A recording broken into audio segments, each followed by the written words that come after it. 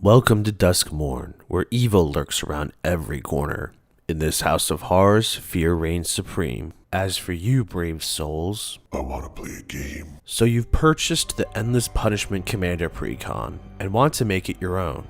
In this video, we will go over the best new cards, the new commanders, the best reprints, and lastly, a selection of cards to swap in to begin the process of upgrading this deck. Endless Punishment is a red and black deck that focuses on a group slug strategy. In a similar vein to a group hug deck, this deck looks to give benefits to your opponents. However, instead of giving them something for nothing, we look to inflict pain on our opponents until they succumb.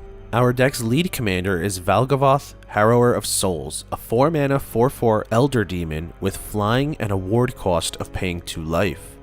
Whenever an opponent loses life for the first time during each of their turns, you put a +1/+1 counter on Valgavoth and draw a card. This card is pretty brutal. Opponents will have to pay 2 additional life just to cast a spell or use an ability to target Valgavoth, thanks to that ward ability. When they do, if it's done on their turn, not only does Valgavoth grow larger from having that +1/+1 counter put on him, but we also get to draw a card. If you're facing this deck, it might be easier to simply let Valgavoth exist without trying to remove it. This commander really wants you to play cards that will whittle down your opponent's life totals during their turns so you reap the most benefit. But we also have a few additional commander options to use right out of the box. Florian Voldaren Scion is 3 mana for a 3/3 Vampire Noble with First Strike. At the beginning of your second main phase, you look at the top X cards of your library, where X is the total amount of life that your opponents have lost this turn. Exile one of those cards and put the rest on the bottom of your library in a random order. You may play the exiled card this turn. This works in stark contrast to our main commander in that you gain value for opponents losing life on your turn. This factors in the total amount of life lost by your opponents collectively, and so cards that drain each opponent will help scale this ability. Now, this isn't so much card draw as it is card selection, allowing you to dig deeper into your library for a key card to exile. You must still pay the costs for the exiled cards, and it does come during your second main phase, so there are some factors to consider when building into this card. Our third option is the Lord of Pain, a 5-mana 5/5 human assassin with Menace. Opponents cannot gain life. Whenever a player casts their first spell each turn, you choose another target player, and the Lord of Pain deals damage equal to that spell's mana value to the chosen player. This is probably one of the more fun commanders and allows you to really control the flow of the game. The first spell of each turn gives you a burn effect that you choose who gets hit, and so you can choose to continuously target one opponent, or you can choose to spread the pain. Since this ability is technically the Lord of Pain dealing damage to that player, you can hypothetically go the true sadist route and give him infect, meaning that you only need to deal 10 damage to an opponent to defeat them with poison counters, but that is up to you. Now let's take a look at some of the new cards seeing their first printing in this deck. I want to look at cards that either work well within the strategy this deck utilizes, or cards that are generically powerful within the context of the commander format. Barbflare Gremlin is a 3/2 for 4 mana with both First Strike and Haste. Whenever a player taps a land for mana, if the Barbflare Gremlin is tapped, that player adds 1 mana of any type that land produced, and then that land deals 1 damage to that player. This puts a lot of pressure on opponents looking to progress their board state. We do need to have the Gremlin tapped in order for its triggered ability to go off, but when it does, opponents will have to play more conservatively if they are to preserve their life total. Each point of damage dealt by their lands will eventually add up, and given how much the rest of this deck looks to wear on the life totals, this might spell trouble down the road. Gleeful Arsonist is a 1/2 for 3 mana. It has Undying, so should it die and have no +1/+1 counters on it, it returns to the battlefield under its owner's control with a +1/+1 counter on it. Whenever an opponent casts a non-creature spell, the Gleeful Arsonist deals damage equal to its power to that player. This can be a very dangerous card to face, as its ability will trigger every time an opponent casts a non-creature spell. That broad requirement can make for a ton of damage, and while it does incentivize letting the Arsonist die so it can return with the +1/+1 counter on it, there are other ways to bulk it up to maximize the damage output. Persistent Constrictor is 5 mana for a 5/3 zombie snake. At the beginning of each opponent's upkeep, they lose 1 life, and you put a -1/-1 counter onto up to 1 target creature they control. The Constrictor also has Persist, where if it dies and has no mind counters on it, you can return it to the battlefield under its owner's control with a -1/-1 counter on it.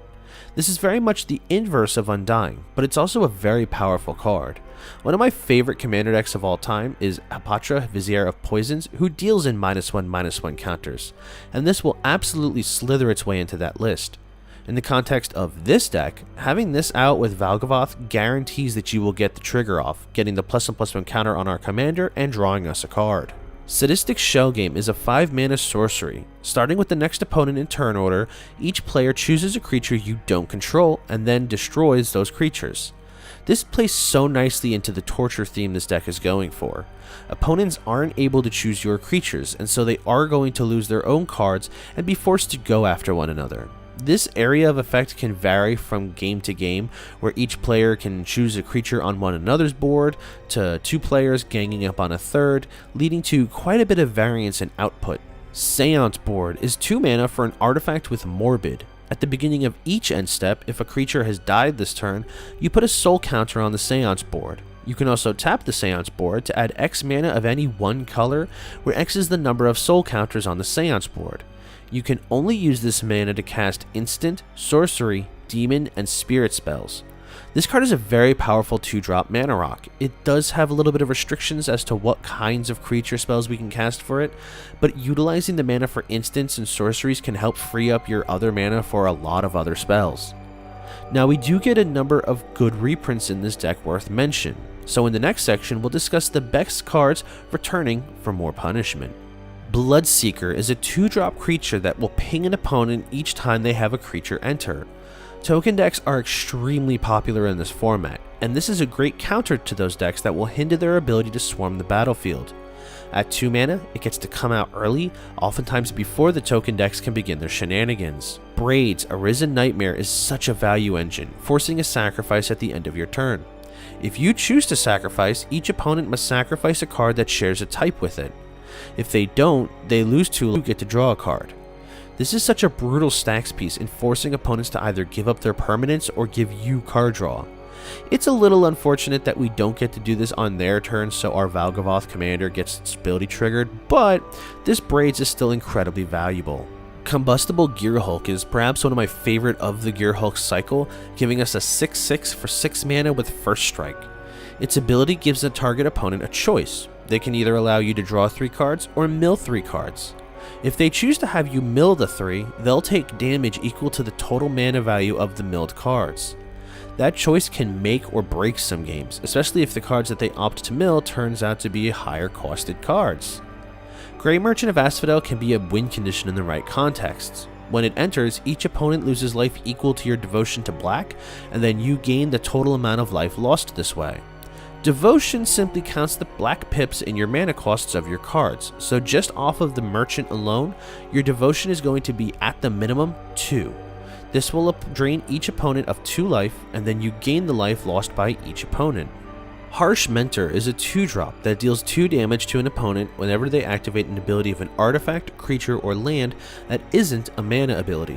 Again, this is very broad punishment style ability is just pure value, and it allows us to sit back and watch our opponents hurt themselves as they try to progress their board state. I like the idea of stacking up multiple abilities like this that will just hurt opponents when they do any kind of game action, as it lets us play more passively. Cataract Parasite is another one that's along those same lines. This 1-drop has a very basic ability that only requires we control a red permanent. This can easily become a problem early on. Play this after the Harsh Mentor, and each opponent will take 1 damage anytime they draw a card. They take 2 damage anytime they tap their artifacts, creatures, or lands for anything other than mana production, and you'll set up quite the game plan. Mogus, God of Slaughter, in this deck works best as just a passive enchantment, dealing 2 damage to each opponent during their upkeep unless they sacrifice a creature. This works great with Braids out, as your opponent has to give up many of their permanents just to avoid damage and avoid giving us value. Vial Smasher the Fierce is a classic commander option in its own right, giving a random opponent a chunk of damage equal to the mana value of the first spell you cast each turn. Vial Smasher has seen plenty of play throughout the commander format and has even made it into competitive decks, making him an amazing include here. Spiteful Visions is a 4-mana enchantment that gives each player an additional card during their draw step, but they then take 1 damage each time they draw a card. In brewing this deck outside of the Precon context, I approached this deck in a very similar vein to Nekusar the Mindrazor, a very similar commander who wants everyone at the table to draw a bunch of cards, but it'll inflict damage on them for doing so. This card was one of the first I added to my list and laid the framework for a very nasty deck that forced players to draw cards and suffer for it. Now for our last section, we are going to discuss 10 cards to add in to help refine the build and hone in on the strategy set forth by our main commander. Valgavoth wants to cause opponents to lose life during their turns, and so I wish to add more cards in that will punish opponents for basic game actions. For this set, I will impose a $25 budget for upgrades. Starting off, Revenge of Ravens is in some ways a pillow fort card, pinging an opponent whenever one of their creatures attacks you, and then you gain 1 life. If they choose to swing out at you, this can possibly deal a ton of damage back at them and then gain you a chunk of life to sponge the attack, making it less than ideal to swing your way. Rug of Smothering is a card I adore in these kinds of punishment decks. This 1/3 with flying for 3 has a scaling effect. Whenever a player casts a spell, they'll lose 1 life for each spell they've cast this turn.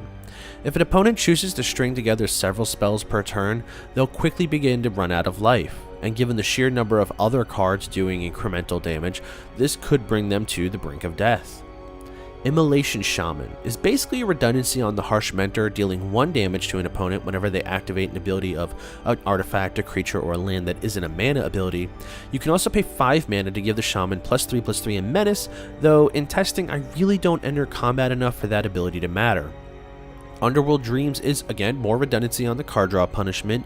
Card draw is one of the fundamental pillars of commander deck construction, and so turning that against our opponents and hurting them for each card is a great route to take. Polluted Bonds shocks an opponent for 2 life, and then you gain 2 life whenever a land enters under an opponent's control. This sort of reverse landfall just adds to the long list of cards that will just passively burn opponents just for doing regular magic things.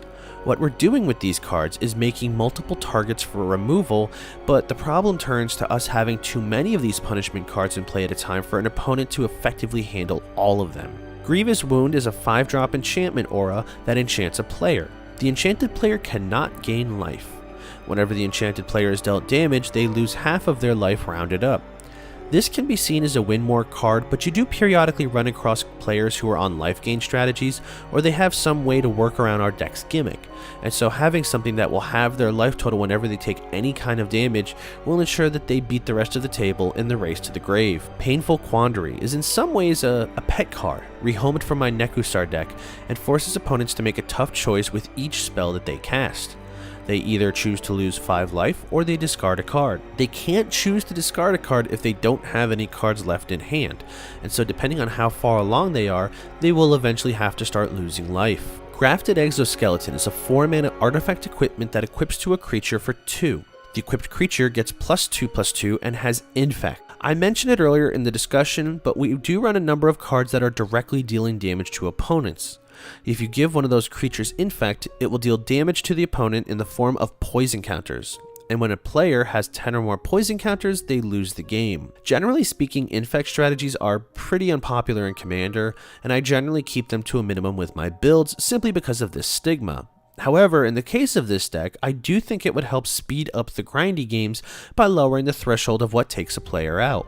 A creature like Harsh Mentor normally deals 2 damage to an opponent whenever they make a requisite game action, which would normally then take 20 instances of to solo an opponent. But if you give it Infect, it gets dropped down to simply 5 triggers. Because poison counters are not insulated to their source, you can have multiple creatures take their turn in dishing out poison counters and work your way up to your endgame. Eidolon of the Great Revel takes the slot that several other cards were vying for, in a cheap spell that passively burned opponents just for casting spells.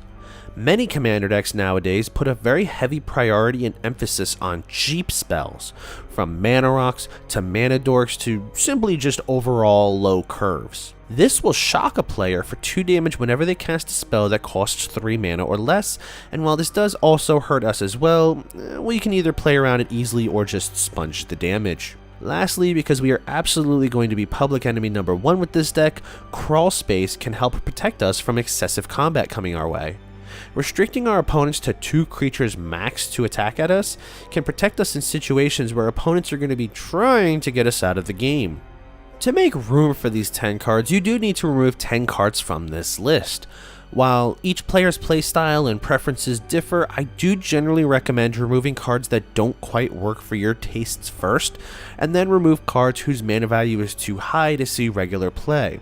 A deck like this may want to play faster, and so you might not always get enough mana to play some of those 7, 8, or 9 drop spells before the game is over. Now normally I'll put the cards that I personally am choosing to cut on screen, but what I'll do for this list is I'll put my list of cuts in the comments section, in the event that they change over time. I think this is a really interesting list for a Precon. Generally, Precon decks don't go for such a strategy as group slug, but I like that Wizards decided to put some edge into the Precon decks for a horror themed set. Having a deck that isn't here to play nice can be fun to have in your arsenal, and I like that you can really build this up to counter a lot of the decks that are running around. Card draw, mana ramp, and tokens are really popular facets of deck construction, and so utilizing things that will punish players for being greedy with their gameplay can be a really unique approach. I think this deck can scale pretty well as you grow with the list, and as more cards come out to maybe support this strategy, this deck might find some new toys. But for now, that will lead us to the end of this video. I hope you're alive to have enjoyed this video, and if so, likes and shares are the best way to help this channel grow. If you're new here, feel free to subscribe so that you never miss a new video. I appreciate you all hanging out with me here today. As always, my name is Flynn, and I'll catch you all in the next one.